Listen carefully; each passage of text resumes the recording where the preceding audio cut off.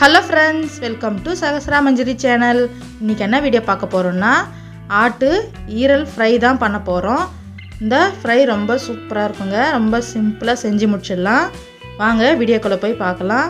அதுக்கு முன்னாடி நம்ம சேனலை சப்ஸ்கிரைப் பண்ணாதவங்க சப்ஸ்கிரைப் பண்ணி பெல் ஐக்கானே கிளிக் பண்ணிவிட்டு பாருங்கள். வாங்க வீடியோக்குள்ளே போய் பார்க்கலாம். அடுப்பு மேலே ஒரு கடாய் வச்சுக்கலாங்க.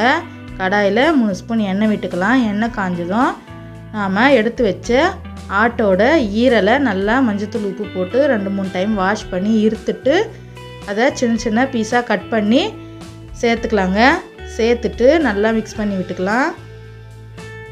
ஈரல் நல்லா கலர் சேஞ்ச் ஆகி தண்ணி விட்டு வருங்க.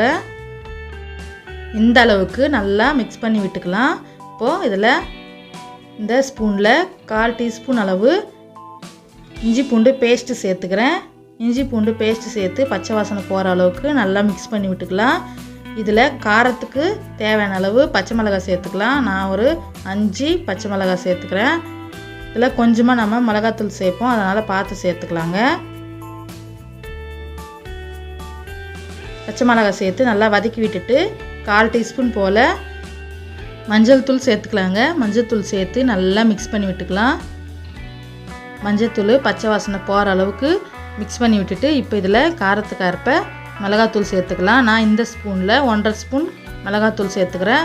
உங்கள் காரத்துக்கு ஏற்ப மாதிரி சேர்த்துக்கலாம். இந்த ஃப்ரை கொஞ்சம் காரமாக இருந்தால் தான் நல்லாயிருக்கும், இல்லைன்னா லைட்டாக திட்டிக்குங்க. அதனால் கொஞ்சம் காரம் எக்ஸ்ட்ரா போட்டுக்கலாம். மிளகாத்தூள் போட்டு நல்லா வதங்கந்தோம். இதில் உப்பு சேர்த்துக்கலாம். இந்த லிவருக்கு ஒரு 1/2 ஸ்பூன் போல் உப்பு போட்டிருக்கேன், கரெக்டாக இருக்கும். உப்பு அதிகமாக போட வேணாம், லிவர் சுருங்கி வந்ததும் உப்பு ஜாஸ்தி ஆகிடும். அதனால் நாம் தண்ணி எதுவும் ஊற்ற வேணாங்க. லிவர்லேருந்து விட்டு வந்த தண்ணியே போதும். 5 நிமிஷம் மீடியம் ஃப்ளேமில் வச்சா நம்ம அதுலேருந்து விட்டு வந்த தண்ணியெல்லாம் நல்லா சுண்டு நல்லா சூப்பராக வெந்து வந்துடும். இந்த ஸ்டேஜில் கரம் மசாலா கொஞ்சம் சேர்த்து நல்லா வதக்கி விட்டுக்கலாம். கடைசியாக கொத்தமல்லி தலையை தூவி நல்லா 2 நிமிஷம் அப்படியே கிளறி அடுப்பை ஆஃப் பண்ணிடலாம். ரொம்பவே சூப்பரான டேஸ்ட்டில் ரொம்ப சிம்பிளாக செஞ்சு முடிச்சிடலாம் இந்த ரெசிப்பியை.